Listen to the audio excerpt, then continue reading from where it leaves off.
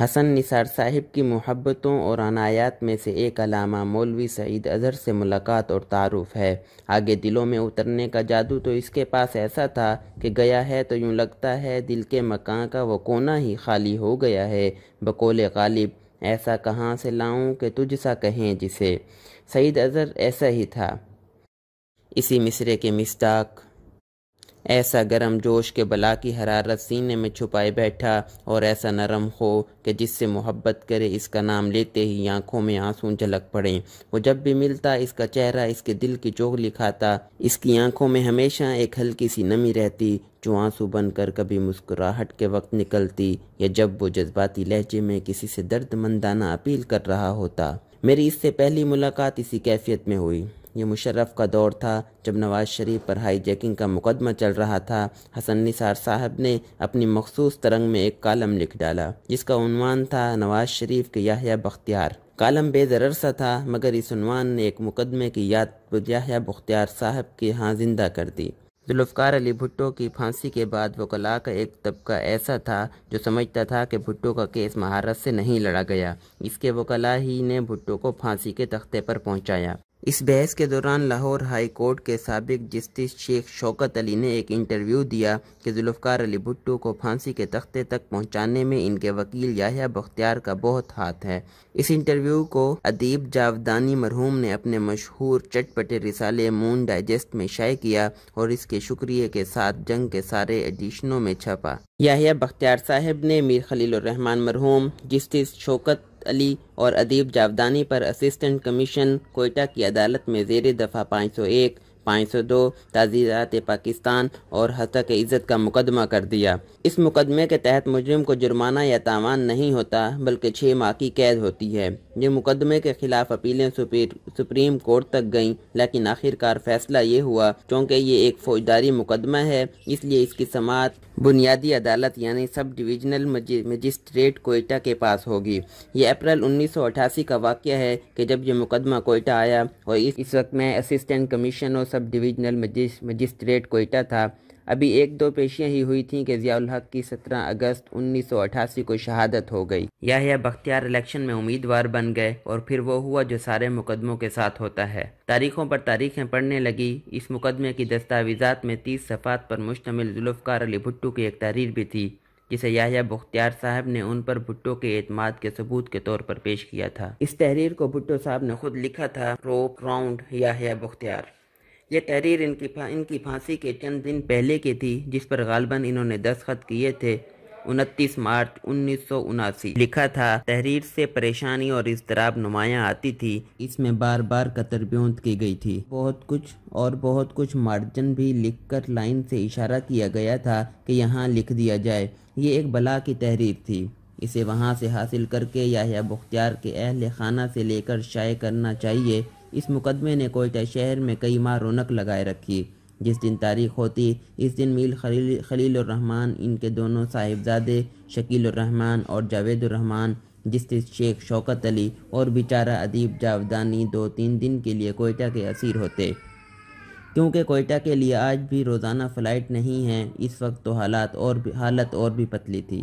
ایسی ہی رونق دوبارہ حسن نثار صاحب کے کالم لکھنے کے بعد لگی جب یحییٰ بختیار صاحب نے ایک دم بھڑک کر میر شکیل الرحمن مرحوم، جاوید الرحمن اور حسن نثار پر ویسا ہی فوجداری مقدمہ داغ دیا۔ میں اس وقت جنگ میں کالم لکھتا تھا اور نوکری کے حساب سے نیپا کا ڈائریکٹر تھا، لیکن پرانے مقدمے کے تجربے اور یحییٰ بختیار صاحب کی مزاج شناسی کے لیے مجھ سے مشورے چلنا شروع ہو گئے۔ میر شکیل الرحمن اور میر جاوید الرحمن سرینا ہوٹل میں ٹھکانہ کرتے، شکیل الرحمن جیو میں منہمک رہتے۔ ابھی اسے شروع ہوئے چند روز ہی ہوئے تھے اور میر جاوید الرحمن کمرے میں فیشن ٹی وی لگا کر اخبار جہاں میں شائع ہونے والی ماڈلوں اور عالمی ماڈلوں کا موازنہ کرتے رہتے۔ دونوں کے کمروں میں جا کر بیٹھنے کی اپنی لذت تھی، لیکن ان دونوں سے مختلف ایک ڈیرہ اور آباد ہو جاتا تھا، اور وہ تھا حسن نثار صاحب کا ڈیرہ۔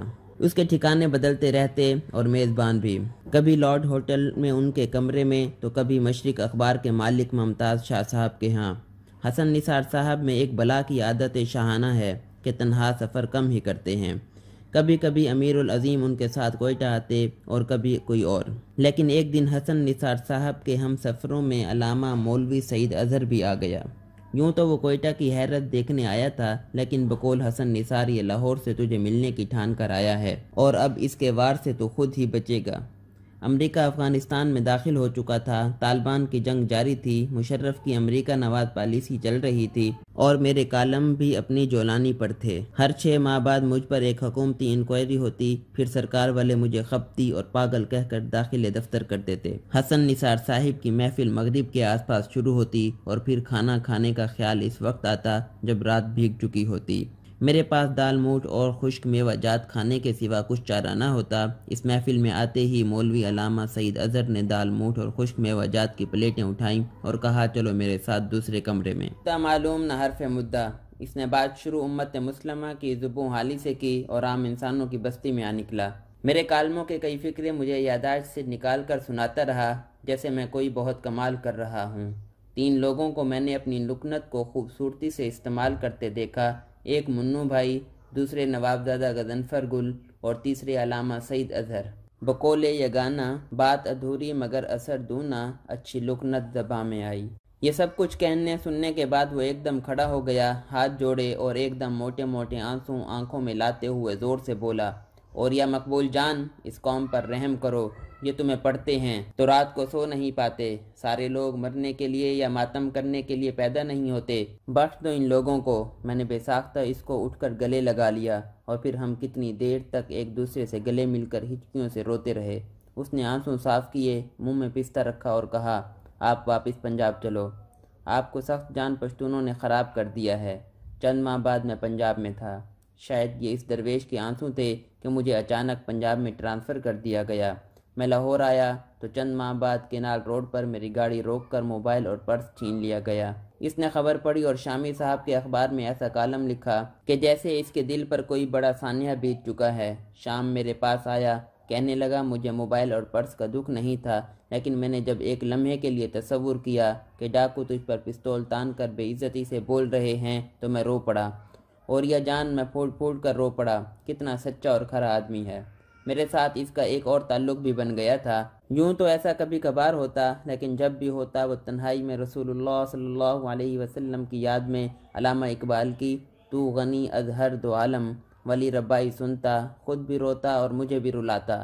میری نوکری اور مصروفیات نے مجھے کبھی محفل بازی کی مہلت ہی نہیں دی۔ کاش ایسا ممکن ہوتا تو میں اس اللہ کی ذات پر متوکل رہ کر زندگی گزارنے والے سعید اظہر کے گھر کا طواف کرتا رہتا۔